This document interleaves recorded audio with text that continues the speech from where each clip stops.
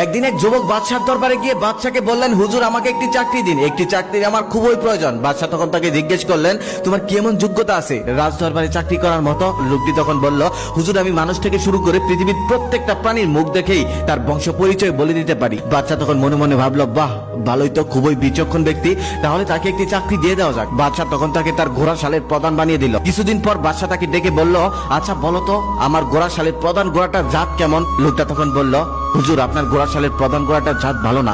বাদশা এটা শুনে রেগে গেল, কারণ সে 1000 স্বর্ণ মুদ্রা দিয়ে ঘোড়াটা কিনেছে আর তাকে প্রত্যেকদিন অনেক ভালো ভালো খাবার খাওয়ায়, অনেক যত্নে সেটাকে পালে, এমনকি বাদশা সেই ঘোড়াতেই চলাফেরা করে। কিন্তু লোকটি তার কথাই অটুট রইল, বলল আপনার ঘোড়ার জাত ভালো না। বাদশা তখন সেই ঘোড়া বিক্রেতাকে ডেকে আনলেন, ডেকে এনে জিজ্ঞেস করলো, সত্যি করে বলো এই ঘোড়াটার জাত কেমন? তখন লোকটা কাঁপতে কাঁপতে বলল, হুজুর আমাকে ক্ষমা করুন, এই ঘোড়াটি অনেক ভালো জাতের ছিল, কিন্তু যখন ও ছোট্ট ছিল তখন ওর মা মারা যায়, তারপর থেকে আমি ওকে গরুর দুধ খাইয়ে বড় করেছি, এই জন্য ওর হাব ভাব একটু গরুর মতো হয়ে গেছে।